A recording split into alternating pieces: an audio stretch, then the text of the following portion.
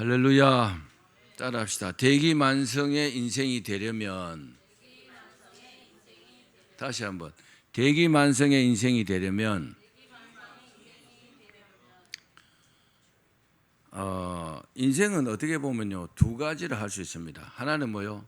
시작은 아주 작고 미약했지만은 시간이 가면서 아주 크게 성장하고 멋진 모습을 세워 나가는 인생이 있습니다. 이런 사람은 욥기 8장 7절 말씀처럼 되겠죠. 내 시작은 미약하였으나 내 나중은 모르겠어요? 심히 창대하리라. 대기만성의 인생입니다. 여러분, 우리가 그래야 합니다. 이와는 반대로 시작은 막 아주 멋지고 화려하고 막 멋지게 시작했는데 끝은 아주 초라하게 그래 끝나는 사람이 있습니다. 이것을 뭐라 합니까? 사자성어로 용두삼이라 합니다. 용처럼 시작했는데 뱀처럼 끝난다는 거죠. 이 사람은 시작은요, 남들의 부러움으로 그렇게 출발했지만 부끄러움으로 끝나는 인생입니다. 그렇습니다. 우리 인생도 대기만성의 인생이 되어야 합니다. 또 용두삼의 인생이 되지 말아야 합니다. 그러면 어떻게 하면 대기만성의 인생이 될 수 있을까요? 오늘 읽은 이 본문은 우시야 왕의 이야기입니다. 이 우시야 왕의 이야기로 우리가 교훈을 삼고자 합니다. 우시야는 유다 왕 아마샤의 아들로 16살의 왕이 되었어요. 16살의 왕이 되었고 유다의 10대 왕이 되었고 무려 52년간 통치했습니다. 어마어마하죠, 그죠? 우시야는 유다의 가장 위대한 왕 중에 한 사람입니다. 이 사람은 뭘 잘했냐? 율법을 잘 지켰습니다. 그리고 군사력을 키웠고 국가 안보를 튼튼히 했습니다. 그리고 나라 경제도요 굉장히 많이 발전시켰습니다. 왕으로서 이 정도면 굉장히 잘했잖아요. 근데 문제는 뭐냐? 말년에 아주 교만해져 가지고 망조가 들었습니다. 망하는 길로 접어들었습니다. 교만의 극치가 뭐냐?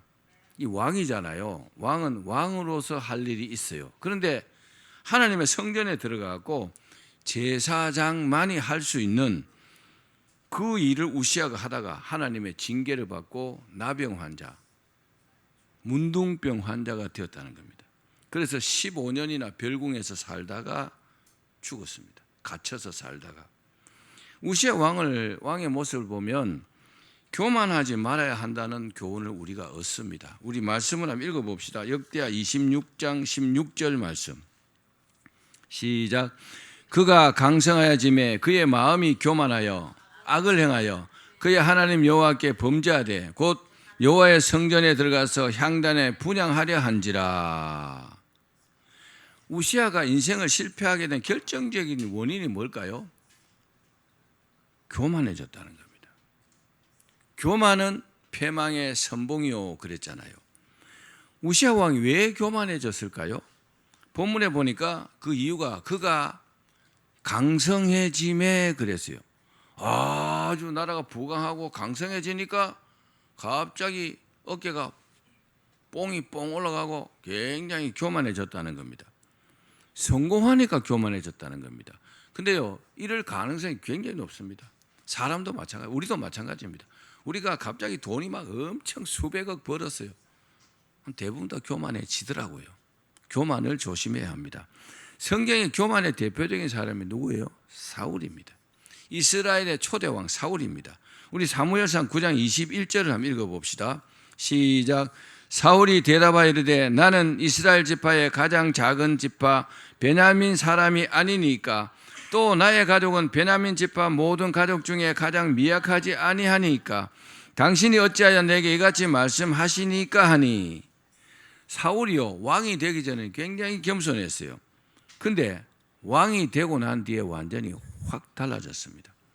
사울이 암몬과의 전쟁을 위해서 이제 처음에 다 모여라 하고 명령을 내렸어요. 그러니까 33만 명이 모였습니다. 지금의 이스라엘과는 다릅니다. 고대 국가이기 때문에 그죠? 모이라 해도 안 올 수도 있는 거잖아요.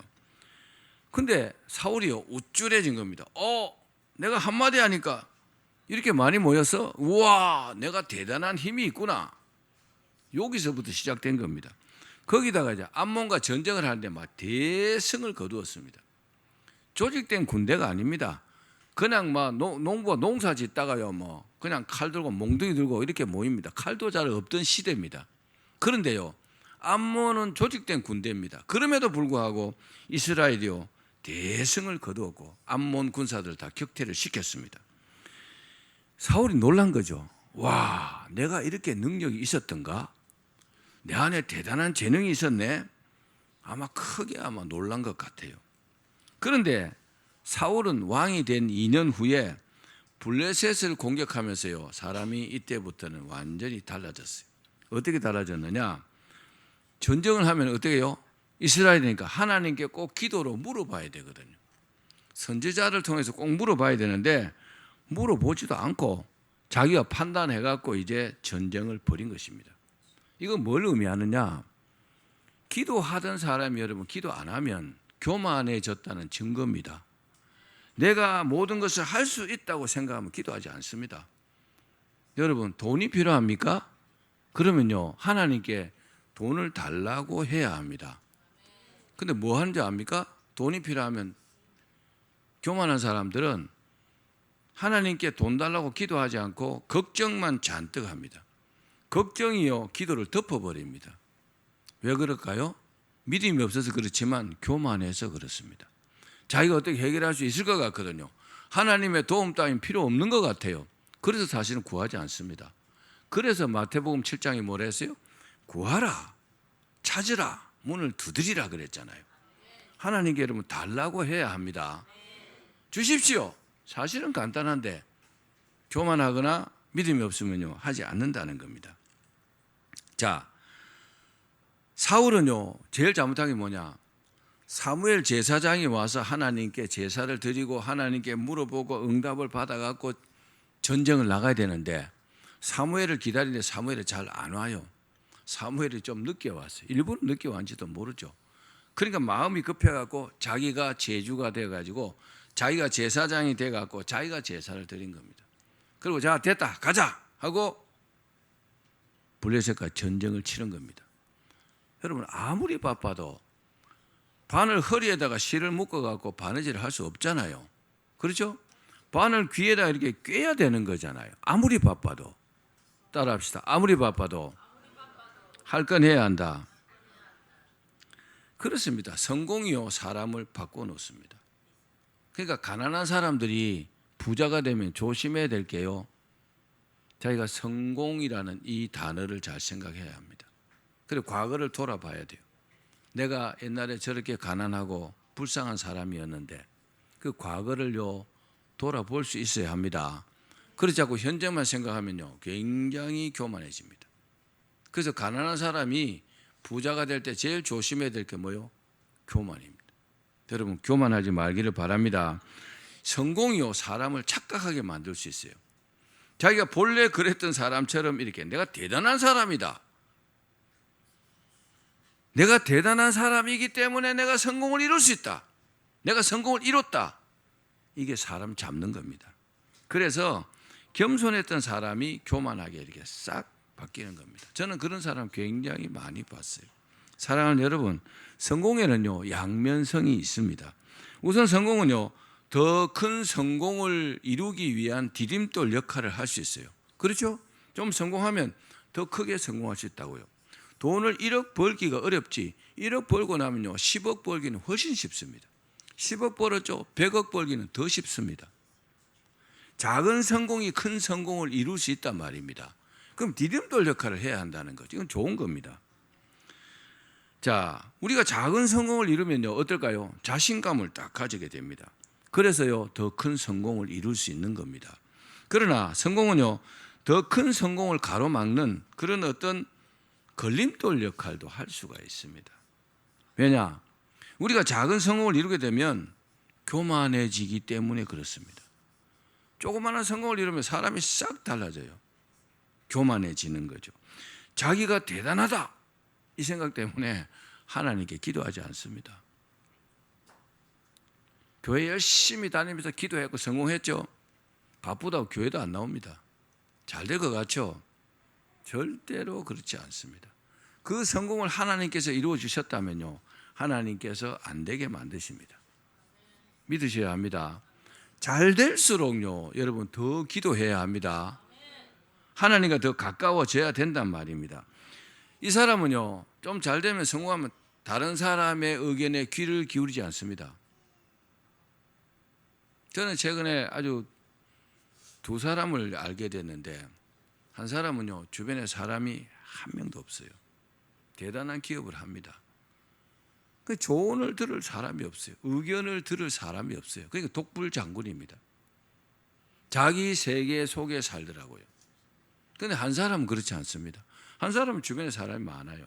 이 사람의 의견도 듣고 저 사람의 의견도 듣고, 그리고 자기 생각과 이렇게 잘 믹스해갖고 기도하면서 최종 판단을 합니다. 누가 잘 될까요? 뭐 답은 뻔하지 않겠습니까? 그러나 성공은요, 이 다른 사람의 의견에도 귀를 기울여야 합니다. 그게 전부는 아니지만 말입니다. 그래서 작은 성공 뒤에 실패를요, 맛보게 됩니다. 이게 뭡니까? 따라합시다. 성공의 덫이다. 성공의 덫이 될 수 있다는 겁니다. 그렇습니다. 우리가 작은 성공 뒤에 절대로 착각하면 안 됩니다. 착각할 가능성이 굉장히 높습니다. 교만할 가능성이 굉장히 높습니다. 내가 대단해서, 아니요, 내가 대단해서 성공한 게 아닙니다. 모든 것이 하나님의 은혜라는 사실을 여러분 잊지 마시기를 바랍니다. 그래서 교만해지지 말고 뭐 해야 돼요? 그런 말 하잖아요. 초심으로 돌아가야 된다. 초심을 잃지 말아야 된다. 처음에 성공하기 위해서 겸손하고 애쓰고 노력하고 기도하고 그때로 돌아가면요, 이 사람은 크게 성공할 수 있습니다.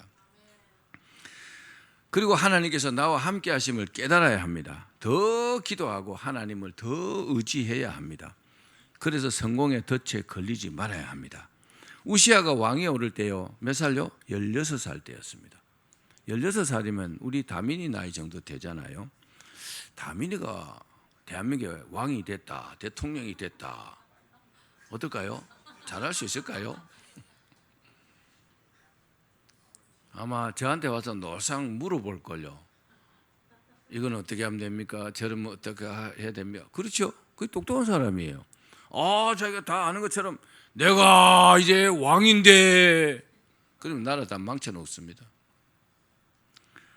자, 왕으로 나라를 이끌기에는 부족한 점이 많아요. 경험도 적고, 그죠? 지식도 부족하고, 영적으로도 그렇고 말입니다. 그런데 어떻게 그 부족함을 채워갔을까요? 자, 역대 26장 4절입니다. 시작. 우시아가 그의 아버지 아마샤의 모든 행위대로 여호와 보시기에 정직하게 행하며, 아마샤가요, 굉장히 훌륭한 왕입니다. 아버지가 하는 것을 쭉 살펴보고 기록도 있으니까, 그리고요, 하나님 앞에 정직하게 행하였다는 겁니다. 잘했잖아요. 참 지혜로운 것 같아요. 우시아가 아버지 한 것을 그대로 따라했다는 겁니다. 잘 모를 때는요, 잘한 사람을 따라하는 겁니다. 이 뭐 코인이나 뭐 이런 거 선물 거래 이런 거 할 때 카피 트레이딩이라는 게 있어요. 카피 트레이딩. 그게 뭐냐? 잘해서 성공하는 사람 그대로 따라하는 거죠. 그럼 이 사람이요, 100을 번다면 이 사람은 50은 벌어요. 잘 모르면 잘하는 사람을 따라해야 합니다. 아시겠죠? 잘 모르면서 막 독불장군처럼 자기 혼자 하려면 망할 수도 있는 거죠. 자, 그러면 아버지 아마샤의 어떤 점을 본받았을까요? 우시아가요, 아마샤가 에돔과 전쟁할 때 어떻게 했느냐? 북이스라엘 용병을 고용했어요. 돈을 주고. 지금도 용병이 많이 있잖아요. 그런데 선지자가 찾아와서 아마샤에게 이렇게 하시면 왕이시여 하나님께서 기뻐하지 않습니다 그랬어요. 돈은 이미 오면 뭐 절반이라도 줄 거 아니에요. 많은 황금과 이런 걸 줬단 말입니다. 아니면 어떤 다른 대가를 줬겠죠. 돌려보내기가 쉽지 않잖아요. 그죠? 또 이 사람이 있어야 이길 것 같잖아요. 근데 아마샤가요, 그 선지자의 말을 듣고 그냥 다 돌려보냈어요. 대단하죠? 그렇게 결단하기가 어렵습니다. 그런데요, 그들을 다 돌려보내고도 대승을 거두었다는 겁니다. 할렐루야. 왜 그래 됐을까요? 하나님의 말씀대로 했기 때문에 그런 겁니다. 우리가 잘못할 수 있거든요. 실수할 수 있어요. 그럴 때 하나님께서 그렇게 하면 안 돼, 하지마 그러면 알겠습니다 하고 빨리 돌이켜야 합니다. 근데 그러거나 말거나 내 고집대로 계속 밀고 나가면 망할 수 있는 겁니다. 여러분 기억하십시오. 우시아가요 이런 아버지 아마샤의 태도를 본받았다는 겁니다. 자, 역대하 26장 5절 말씀 시작. 하나님의 묵시를 밝히 하는 스가랴가 사는 날에 하나님을 찾았고 그가 여호와를 찾을 동안에는 하나님이 형통하게 하셨더라. 아멘. 우시아는요 스가랴 선지자가 들려주시는 그 하나님의 말씀을 늘 경청했다는 겁니다.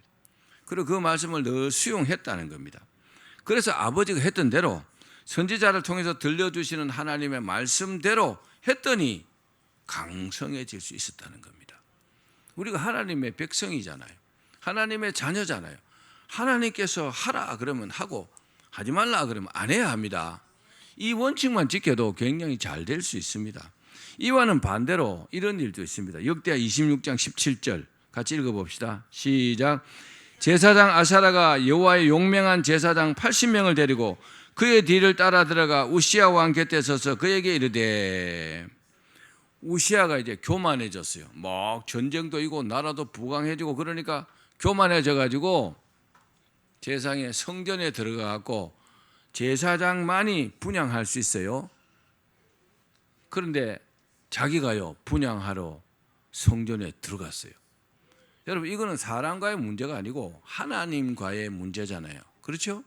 하나님께서 제사장이 분향하라고 딱 정해놨어요. 아론의 자손들이. 그건 하나님의 법으로 정해놓은 거라고요. 그건 하나님의 법도 무시하고 내가 하면 되지 뭐 그런 게 무슨 상관이 있어? 왜 그럴까요? 교만해졌어. 눈에 뵈는 게 없는 겁니다. 눈에 뵈는 게 없으니까 뭐 하나님도 안 보이고 사람도 안 보이고 제사장도 안 보이고 자기 할 일 남의 할 일 구분이 안 되는 겁니다. 원인은요 딱 한 가지, 교만해진 겁니다. 여러분 교만해지면 남의 말을 안 듣습니다. 교만해지면요 하나님의 말씀을 안 듣습니다. 하나님 뭐라고 하셔도요 듣지 않습니다. 귀를 꽉 막아놨어요. 마귀에게 붙잡히면 그렇습니다. 귀신이요 악령들이 꽉 붙잡아갖고 귀를 꽉 막아버리고 눈을 가려버리면요 누구의 말도 듣지 않습니다. 그럼 결과가요 무서운 결과가 기다리고 있는 거죠. 우시아 왕이 이제 들어가니까 제사장들이 80명이 와갖고 만류했습니다. 왕이시여 그러면 안 됩니다. 근데요 왕이 명령 내는 80명이 다 죽을 수도 있잖아요. 목숨 걸고 들어간 겁니다. 왕을 말리는 거 아무나 못 말리잖아요. 막 만류를 했습니다. 중단하라고, 중단하셔야 된다고. 여러분 여러 사람이 권하면 들어야 됩니다. 안 들으면요 그 책임은 자기가 지는 거죠. 근데 19절에 보니까 이런 제사장들의 경고를 들은 우시아 왕의 태도를 이렇게 기록합니다. 우시아가 손으로 향로를 잡고 분향하려 하다가 뭐냐 화를 냈다 그랬어요. 뭐라고 화를 내려? 벼락같이 화를 냈겠죠. 제사장을 통해서 전해지는 그 하나님의 말씀을 듣고 화를 냈다는 겁니다. 여러분 하나님의 말씀을 듣고 화내면 끝난 거잖아요. 그렇죠? 순종하지 않는 것도 좋은데 화까지 냈으니까, 아니 하나님께서 이렇게 하지 말라고 했다는데도 화를 냈다는 것은요 교만의 극치까지 온 겁니다. 그렇습니다. 우시아 왕이요 옛날과는 완전히 달라졌어요. 본래 이 사람은요 하나님의 말씀을 잘 듣던 사람입니다. 그런데 변했어요. 귀를 꽉 닫고 하나님의 말씀을 듣지 않습니다. 오히려요 화를 냈습니다. 여러분도요 하나님 말씀 들을 때 화가 난다면 우시아 왕과 별로 다르지 않습니다. 설교를 뭐 저 따위로 해, 그런 사람도 있더라고요. 목사도요 정말 어렵습니다. 하나님 말씀을 준비해서 막 기도하고 일주일 내내 준비하고 막 전하는데 혹시나 잘못 전할까 얼마나 두렵겠어요. 하나님의 말씀을 대신 전하잖아요. 정말 두렵고 떨리는 마음으로 전하거든요. 여러분도 있죠. 그런 마음으로 말씀을 받으셔야 합니다. 목사님이 나를 까네. 저거 뭐로 저기를 까겠어요. 그죠? 깔 이유가 없잖아요. 근데 자기 마음에 그렇게 들리는 거예요. 저도 지금까지 목회하면서 그런 사람 여러 사람 봤어요. 목사님이 왜 설교가 저를 까십니까? 난 깐 적이 없는데. 자기 마음에 찔려가지고 내가 깠대요. 그럼 자기 회개해야 되죠, 그죠?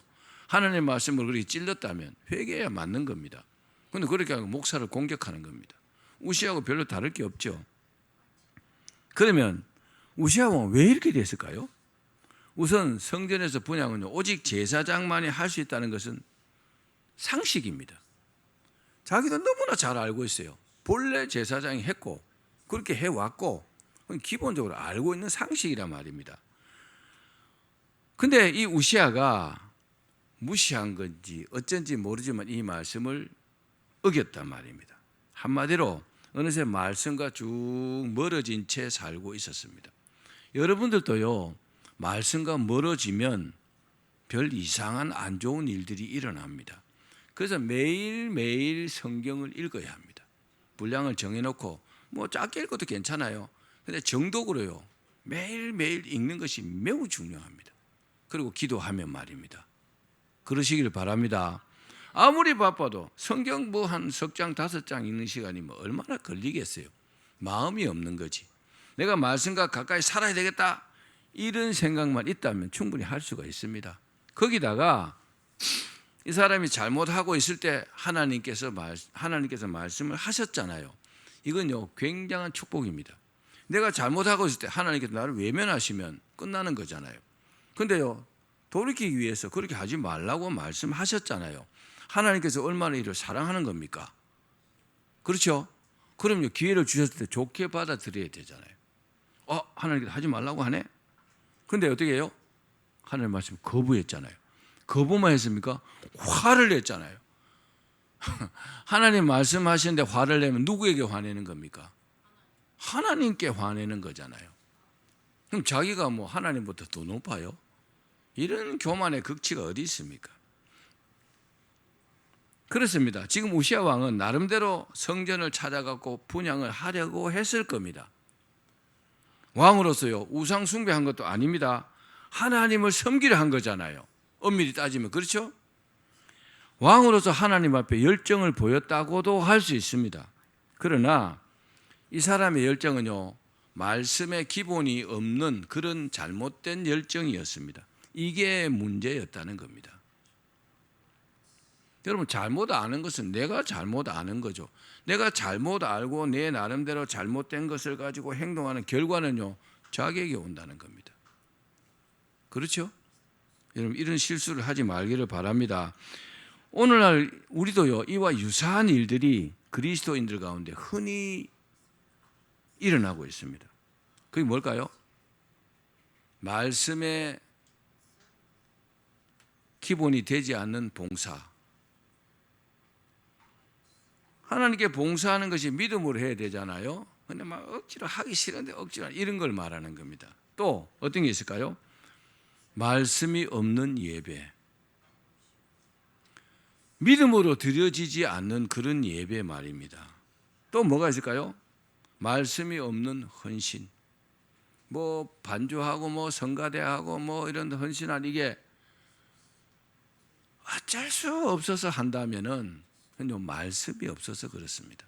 말씀의 기본이 되지 않는 것으로 하면은 전혀 여러분 인생에 도움 되지 않습니다. 꼭 기억하시기 바랍니다. 그렇기 때문에 우리 심령이요, 말씀으로 채워져야 합니다. 그래서 우리의 주를 향한 열정이요, 말씀에서 막 샘솟아나야 합니다. 내 욕망, 내 감정에서 막 솟아나면 안 됩니다. 그러기 위해서 말씀을 여러분 사랑해야 합니다. 말씀을 많이 읽고 말씀을 사모하는 여러분 되기를 바랍니다. 자, 두 번째, 따라합시다. 거룩하신 하나님을 경외함으로 섬겨야 한다. 이건 매우 중요한 요소입니다. 하나님을 섬기는데 경외함이 없다면요, 속된 말 다 꽝입니다. 하나님을 형식적으로나 또는 더 심하게 외식적으로나 더 심하게 거짓으로 섬긴다면 그 사람의 미래는요, 아주 암담할 겁니다. 자, 우리 역대하 26장 16절 읽어봅시다. 시작. 그가 강성하여짐에 그의 마음이 교만하여 악을 행하여 그의 하나님 여호와께 범죄하되 곧 여호와의 성전에 들어가서 향단에 분향하려 한지라. 몇 번 말씀드렸지만 우시아가 교만해져 가지고 제사장만이 할 수 있는 성전 분향을 강행하려 했다는 것입니다. 하면 안 되는데. 자, 역대상 23장 13절 읽어봅시다. 시작. 아론은 그 자손들과 함께 구별되어 몸을 성결하게 하여 영원토록 심히 거룩한 자가 되어 여호와 앞에 분향하고 섬기며 영원토록 그 이름을 축복하게 되었느니라. 이 하나님 앞에 분향하는 일은 아론의 자손 제사장들에게 맡겨진, 하나님께서 영원히 맡기신 그 일이라는 겁니다. 이 분향을 잘못함으로 어떻게 됐느냐? 아론의 아들 나답과 아비후가요, 하나님께서 명하시지 않는 다른 불을 담아갖고 분향하다가 그 불에 타 죽었습니다. 여러분, 성전에 분향하는 일은 하나님께서 명령하신 일이고 하나님께서 불을 직접 이렇게 내려주시거든요. 우리처럼 뭐 성냥불로 붙여가 이렇게 하는 그런 불이 아니라는 겁니다. 근데 이 나답과 아비후가요, 자기가 어디서 불을 갖고 왔겠죠. 참 멍청한 제사장이죠. 그 불로 분향하다가 그 불에 타 죽어버렸습니다. 하나님께 잘못 드리니까 그렇게 죽이시기도 하셨다는 거죠. 그 참 중요한 일이잖아요. 그래서 제사장들은요, 하나님을 섬길 때 어떻게 굉장히 두려움으로, 경외함으로 그 1년에 대제사장이요 한 번 지성소에 들어갑니다. 근데요, 하나님께서 지성소에 대제사장이 들어와서 뭐 기도도 하고 이렇게 일을 하잖아요. 잘못하면 그 자리 죽여버리세요. 그래서 어떻게 했느냐? 대제사장의 허리에다가 줄을 딱 묶어갖고 뒤에 방울을 딱 달아놨어요. 고양이 방울처럼. 그 줄이 길다해요. 대제사장이 들어갑니다. 방울이 딸랑딸랑 하면 살아있어요. 그 방울 소리 오랫동안 안 나죠? 그럼 지성소에는 아무나 못 들어가요. 대제사장만이 들어갈 수 있거든요. 줄을 당겨보면 대제사장이 죽어 있어요. 그만큼 하나님은 여러분 무서운 분이십니다. 기억하십시오. 예배 시간에 꼬박꼬박 졸고 이러면요, 그거 잘못하는 거예요. 하나님 잘못 섬기는 겁니다. 그래서 이스라엘 백성들은요, 정말 하나님을 두려움으로 섬겼습니다. 그걸 뭐라 합니까? 경외했다는 거죠. 여러분, 하나님을 경외해야 합니다. 근데 우시아는요, 그 거룩한 두려움을 다 잃어버렸어요. 가장 큰 걸 잃어버린 겁니다. 그리고 어떻게 세상에 하나님 말씀하신데 화를 낼 수 있어요? 끝난 거 아닙니까? 하나님 말씀하시는데 화를 낸다는 건 이건 말이 안 되는 거죠. 끝난 겁니다. 인생 포기한 겁니다. 그래서 나병 환자가 된 겁니다. 여러분, 우시아가 이마에 여기에 나병이 딱 생겼어요. 얼마나 놀랐을까요? 또 얼마나 그 이후에 하나님이 두려웠을까요? 하나님께서 거룩한 두려움이 무엇인지를 보여주신 겁니다. 우리 출애굽기 3장 5절 읽어봅시다. 시작. 하나님이 이르시되 내가 선 곳은 거룩한 땅이니 내 발에서 신을 벗으라. 하나님께서 모세를요, 호렙산 떨기나무 불꽃 가운데 모세를 부르셨어요. 그래 모세가 신기해서 다가갔어요. 음성이 들리니까. 근데 하나님 뭐라고 했어요? 이곳은 거룩한 땅이니, 거룩한 곳이니 네 발에서 신을 벗어라. 신발을 벗어라 그랬어요. 왜 벗으라 했을까요? 모세가 신고 있던 그 신은요, 타락한 세상에 살면서 신고 다닌 것입니다. 거룩과는 어떤 상반된 어떤 죄 가운데 살면서 신고 다닌 것입니다. 거룩하신 하나님 앞에서 그대로 신을 수 없기 때문에 그래서 신을 벗으라고 한 겁니다. 상징적으로 말입니다. 때가 많이 묻어서 그런 게 아니고 말입니다. 이것은 거룩한 두려움으로 하나님 앞에 서라는 그런 말씀입니다. 여러분, 우리가 하나님 앞에 나올 때 이 옷깃을 여미는 마음으로 하나님 앞에 서야 합니다. 그렇게 하나님 앞에 나오셔야 합니다. 우시아는요, 하나님 앞에 나오면서 신을 벗지 않았던 것입니다. 엄밀한 영적인 의미로는 타락한 세상에서 죄 가운데 살면서 신고 다니던 신을 그대로 신고 하나님 앞에 선 것입니다. 우시아는 자기가 해서는 안 될 일을 한 거잖아요. 그것도 그렇지만 다른 것도 다 잘못했습니다. 다시 말씀드리면 거룩한 두려움을 상실한 채 하나님 앞에 선 것입니다. 여러분, 하나님은 우리를 사랑하시지만 다른 면으로는 하나님 굉장히 무서운 분입니다. 기억하셔야 합니다. 내가 하나님을 두려움으로 잘 경외하면 더욱 하나님의 사랑을 받겠죠. 근데 두려움으로 경외하지 않는 그런 사람은 하나님의 사랑을 못 받을 수도 있어요. 여러분, 하나님께서 우시아를 얼마나 사랑했을까요? 얼마나 잘되게 해 주셨겠습니까? 근데 어떻게 문둥병자가 됩니까? 얼마나 잘못했길래. 뭘 잘못했어요? 교만한 거잖아요. 교만하면요 이렇게 될 수 있습니다. 여러분, 우리가 처음보다 나중이 잘 돼야 되잖아요. 우시아는 처음에 엄청 잘 됐어요. 근데 말년이 완전히 쫄딱 망했습니다. 얼마나 불명예스럽습니까? 하나님 앞에 평생 자기가 헌신했는데 이러면 안 되겠죠. 여러분, 대기만성이 돼야 합니다. 오늘도 우시아 같은 사람들이 많습니다. 세속주의 물결이 거세지면서 점점 더 많아지고 있습니다. 교만한 사람 천지입니다. 세상에 나가면요 전부 다 지가 다 잘났어요. 코로나 사태를 겪으면서요 훨씬 더 많이 늘어났어요. 이 사람들은 거룩한 두려움을 잃어버린 그런 사람들입니다. 그런 사람들이 넘쳐납니다. 우리가 이 거룩한 두려움을 회복해야 합니다. 여러분, 제가 단도직입적으로 물을게요. 여러분, 정말 성공하기를 원하시죠? 그러면요 거룩한 두려움을 회복하셔야 돼요. 그게 신앙입니다. 북한에서 지하교회에 있는 성도들이 우리를 그렇게 걱정한다 하잖아요. 왜 걱정할까요? 거룩한 두려움을 잃어버렸다는 거죠.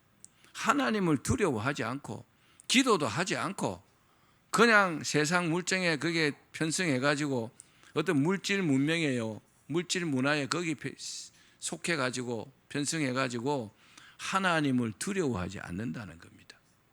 중국에도요, 제가 중국에 참 많이 갔잖아요. 중국 동쪽은요 지금 국민소득이 굉장히 높아졌습니다. 그 예수 믿는 사람이 잘 없어요. 잘 안 믿어진대요. 복음 전해도 잘 안 받는데요. 근데 내륙으로 들어가면요 굉장히 가난합니다. 그 사람들은요 다 믿음을 잘 받아들이죠. 여러분, 물질의 풍요가 믿음의 풍요와 연결되는 거 아닙니다. 잘 될수록 더 기도해야 되는데 이게요 굉장히 어렵습니다. 왜 그럴까요? 교만해지는 거죠. 교만해지고 편안해지는 거죠. 어렵고 힘들 때는요 막 하나님을 찾고 그러죠. 근데 먹고 살만 하면요 하나님이 쭉 멀어지는 겁니다. 하나님께서 그것을 우리에게 경고하고 있습니다. 여러분, 하나님께 예배 드릴 때 거룩한 두려움으로 예배 드려야 합니다. 하나님께서 맡겨주신 사역을 감당할 때도 거룩한 두려움으로 해야 합니다. 이거 내가 혹시 잘못하는 거 아닐까?